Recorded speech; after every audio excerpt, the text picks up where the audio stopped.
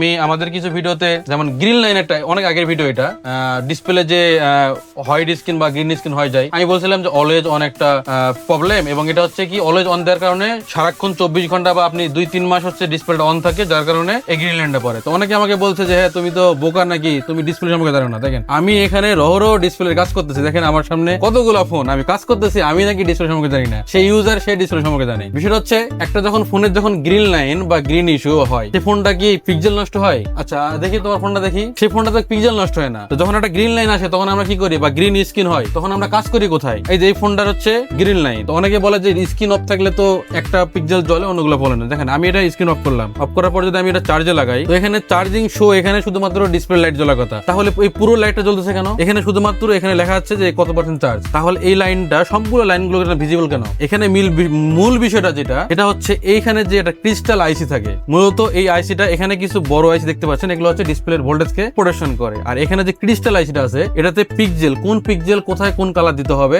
দিয়ে একটা ইমেজ তৈরি হবে, সেটা হচ্ছে এই আইসিটা থেকে যায়, ক্রিস্টাল আইসিটা থেকে। মূলত এই আইসি থেকে প্রবলেম হয়। তো আপনি যখন একটা অলওয়েজ অন ডিসপ্লে অন রাখছেন, শুধুমাত্র আপনি এখানে ঘড়ির টাইম দেখাচ্ছে, তার মানে কি এই ক্রিস্টাল আইসিটা সম্পূর্ণ পিক্সেল গুলোকে অফ করে সে শুধুমাত্র ওই ঘড়ির টাইমটাকেই অন রাখছে, অর্থাৎ ডিসপ্লে কাজ করতেছে। আমরা বলতেছি যে এই র্যাবনের কথাটা, সমস্যা তো হয় এখান থেকে, পিক্সেল তো ডেড হয়ে যায় না। আপনি যখন অলওয়েজ অন বা যেটাই বলেন যে আমাদের যে প্রবলেম গুলা, যে গ্রিন লাইন প্রবলেমটা, এটা কি পিক্সেল গুলো ডেড হয়ে গেছে? পিক্সেল জ্বলতেছে কিন্তু কাজ করতেছে না। কোথায়? এই আইসিটা কেন ডেড হয়ে গেছে? আপনি অলওয়েজ অন বা ওভারহিটিং কারণে কি হয়েছে, এখানকার যে লাইনগুলো আছে, এটা মাইক্রোস্কোপ ছাড়া দেখা সম্ভব না। তো এখান থেকে এই লাইনগুলো মিস্টেক করে বা পুড়ে যায়। তো আপনাকে বুঝতে হবে যে আমরা কোনটা নিয়ে কথা বলতেছি। হ্যাঁ, আমরা গ্রিন লাইন কথা বললে আপনি বলতেছেন আপনারা সেই সময় আসে হ্যাঁ পিক্সেল কি, আপনি কি পিক্সেল সম্পর্কে জানেন যে পিক্সেল ডিসপ্লেটা সম্পূর্ণ ওই অ্যামোলেড ডিসপ্লে সম্পূর্ণ অফ থাকে, 2-3টা লাইট জ্বলে। আরে বাবা 2-3টা লাইট জ্বলে তো কে জানে? সবাই জানে। বাট আমরা বলি যে এই ক্রিস্টাল আইসের কথা। আর আমরা যে কথাগুলো বলি, আমরা যে আপনাদেরকে সাজেশন গুলো দিই, সাপোজ মনে করেন যে হ্যাঁ এটা এরকম করবেন না, বা অলওয়েজ অন ডিসপ্লে অন রাখবেন না। হ্যাঁ, তারপরে